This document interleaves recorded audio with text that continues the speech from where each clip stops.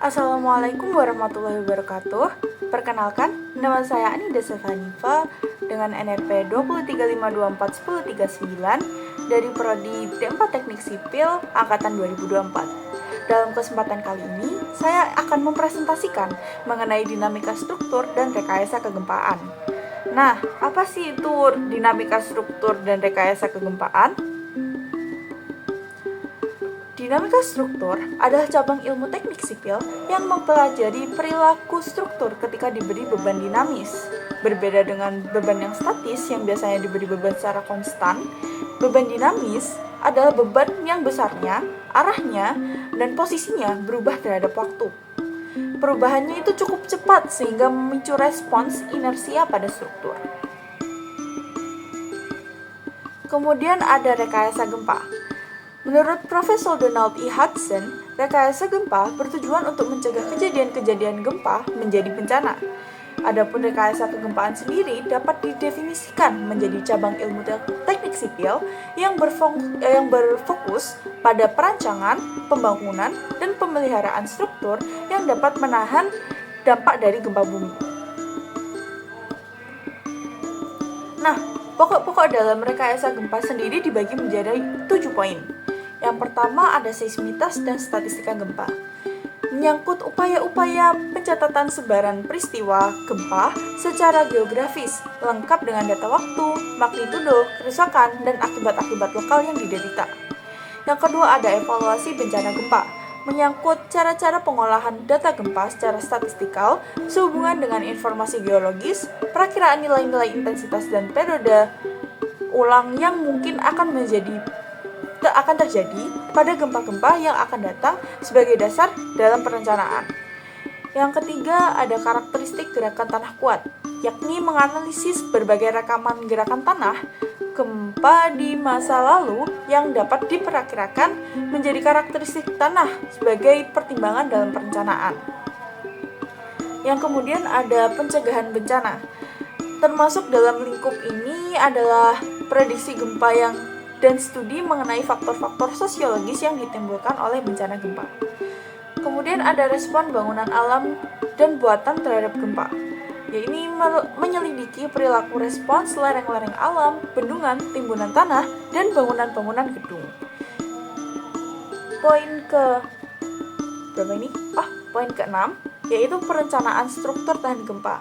Penentuan cara-cara perencanaan bangunan yang memenuhi kriteria ketahanan gempa pada taraf tertentu dengan tidak mengabaikan unsur ekonomisnya. Yang terakhir ada peraturan dan ketentuan bangunan sehubungan dengan gempa. Penentuan peraturan-peraturan yang harus dipersiapkan agar diperoleh bangunan-bangunan yang dapat memberikan pelindungan maksimal kepada masyarakat sehingga semuanya dapat menjadikan gempa sebagai bencana yang tidak menimbulkan dampak yang terlalu besar. Nah, sudahkah kalian mengetahui apa itu gempa? Gempa itu adalah suatu gerakan yang tiba-tiba dari tanah bersifat transien yang bersumber dari suatu wilayah terbatas dan menyebar dari titik tersebut ke segala arah. Nah, di sini saya akan memutarkan suatu video, yakni dampak gempa terhadap bangunan yang ada di perkantoran. Selamat menyaksikan.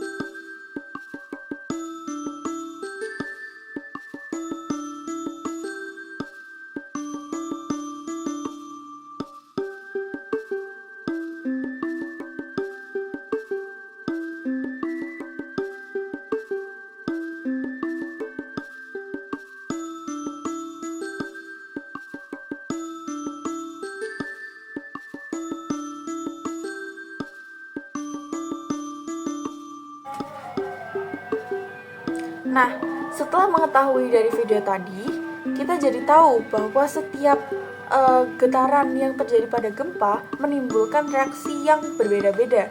Semakin besar getarannya, semakin kencang pula dampak yang akan dihasilkan kepada bangunan. Nah, penyebab utama dari rusaknya bangunan-bangunan selama gempa adalah respon mereka terhadap gerakan tanah yang masuk melalui pondasinya. Sementara itu, gempa merupakan beban dinamik yang berubah-ubah terhadap waktu, sehingga perhitungan responnya itu harus dihitung secara dinamis juga.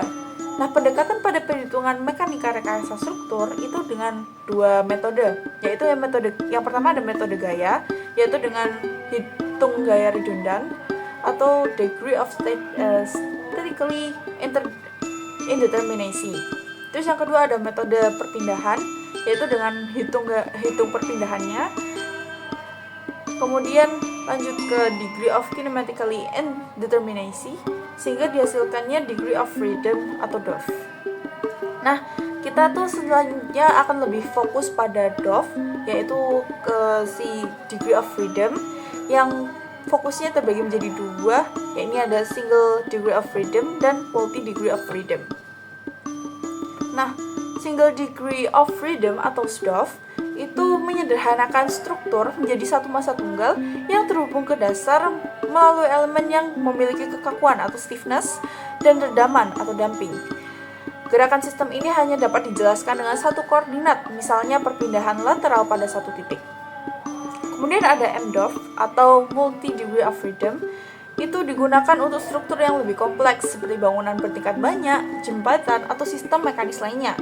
Dalam model ini, massa struktur, misalnya massa setiap lantai, itu tuh dianggap menggumpal.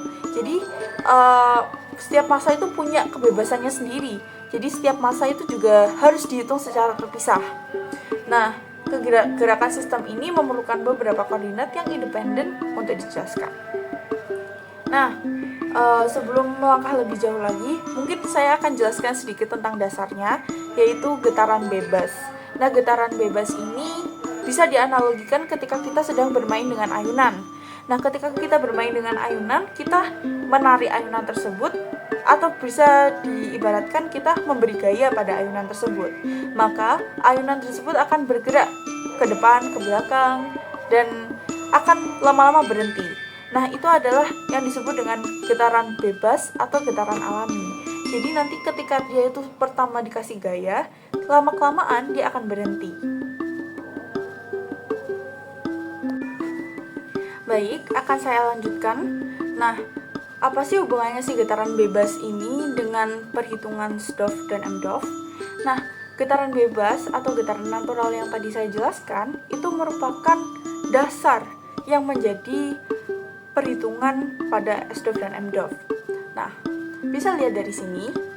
Di sini itu ada gaya rumus untuk mencari gaya eksternal yang terjadi ketika saat gempa.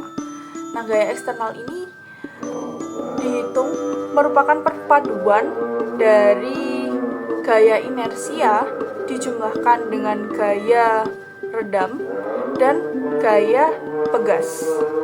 Gaya inersia ini didapat dari massa dikali dengan percepatan, sementara gaya redam ini didapat dari koefisien peredaman dikali dengan kecepatannya, sementara gaya pegas itu merupakan K atau kekakuan yang dikali dengan perpindahannya. Nah, perpindahan, kecepatan, dan percepatan sendiri itu merupakan turunan dari waktu. Nah, bisa kita lihat di sini tuh SDOF dan MDOF itu punya ada perbedaan sedikit nih dalam rumusnya, tapi mereka itu punya dasar yang sama, yaitu penjumlahan dari gaya inersia, redam, dan pegasnya. Apa yang membedakan? Karena, yang membedakan di sini itu ada di MDOF-nya itu berupa matriks. Kenapa matriks? Nah, matriks dari seluruh gaya yang terjadi, matriks dari koefisiennya, dari massanya, matriks dari kekakuannya, itu dijumlahkan semua, kemudian dikalikan dengan kecepatan, percepatan, dan perpindahan yang terjadi. Makanya, kalau berdasarkan penjelasan yang tadi, SDOF itu tuh kayak kita tuh menyederhanakan struktur menjadi satu massa tunggal yang itu tuh terhubung dengan dasarnya. Sementara MDOF di sini dia itu lebih kayak menghitung per bebannya satu persatu. Kita menghitung lebih detail lagi dan lebih rinci lagi.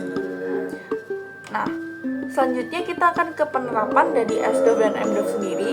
SDOF itu digunakan untuk memahami respon dinamis dari struktur yang dapat disederhanakan menjadi satu massa utama.